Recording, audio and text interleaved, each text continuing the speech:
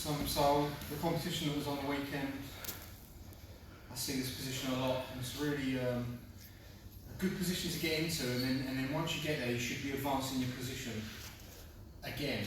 Okay, but this position is just squandered so many times on the weekend. Okay, and all the hard work of getting to a position where, but he's got one of my legs trapped. Okay, but somehow through either you know, the person on the bottom being not that good or not that aware, they found themselves flattened out and their head is being hugged here. And the person on top now is in business, really in a good position. This is a very good position to be in on top. Okay? There's just a couple of little adjustments that need to be made to make this position even better. Okay? You can never really have too much control over their head. Okay, so I use my spare arm to lift their shoulder, and I just reach my fingers as far as I can towards the material in the armpit, and I make a grip, an anchor here, and I bring my shoulder down towards his solar plexus, and I close my elbow towards my hip, and now I just lean my weight forward. Okay. From here also, at the same time as I do this, I want to turn my hip so that instead of my hips being square here, they turn. So my legs are facing his legs here, straight away. This does a couple of good things. It allows me to, if he starts sort of getting a little bit on his side here, it allows me to walk back towards his hip and keep him flat, which is very good for me and bad for him.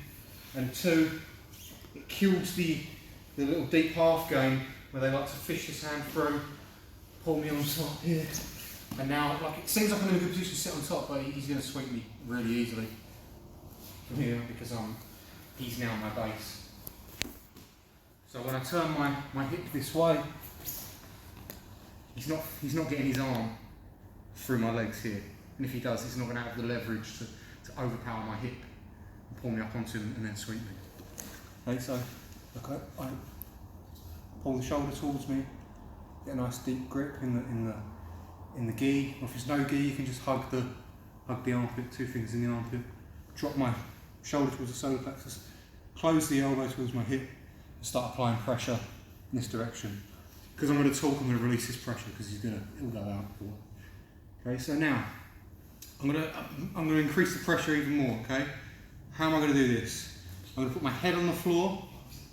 Okay, and put my hips up in the air. If you can't see, just come around. My head's going to go to the floor, and all I'm going to be standing on is my head and my tiptoes, and I'm going to walk my feet as close as I can towards his butt to get my hips as high as I can. Okay, look, one, yeah.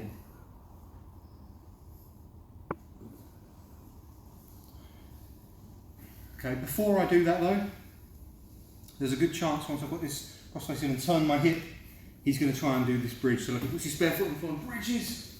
And if I'm not concentrating, that can happen. Okay, he can come up on top. So the first pass we're going to do is the pass where is my favourite pass. And that's the pass where they give you the pass. So from here, once I've changed to here, look, you can either control on the hip, monitor the hip, control the trouser on the inside, or you can put your hand in between the legs. Okay. For now, we're gonna go with a hand in between the legs, okay? Just because you've got a really good control over the hip, okay? At the moment, because my hip's sat towards the ground, he probably feels like he can bridge hard into me. But as he does, he bridges hard. Look, I step one behind me, and as his hip drops, two back into the mount. You don't have to step into the mount. I can just go one, two, past the guard. But while you're there, you may as well be greedy, okay? So look, I get the position, fed in nice and deep here. Start to monitor the hip, be it hand on the hip, hand on the knee, or hand between the legs. All three of those stop the person fully turning into me, which is what's going to cause him to land up on top and buy me a fraction of a second to step my foot from here behind me, so my chest is always going to be facing the sky. And my weight stays over his head. Reach through, he bridges. Okay. I can't afford, when he bridges here, for my weight to come off. Because even if I post, he's still going to going to overpower me. Okay, so my weight is always over here. Even when I step back, the weight is going through here with my shoulder, okay? One last time. Look, I get into this position here.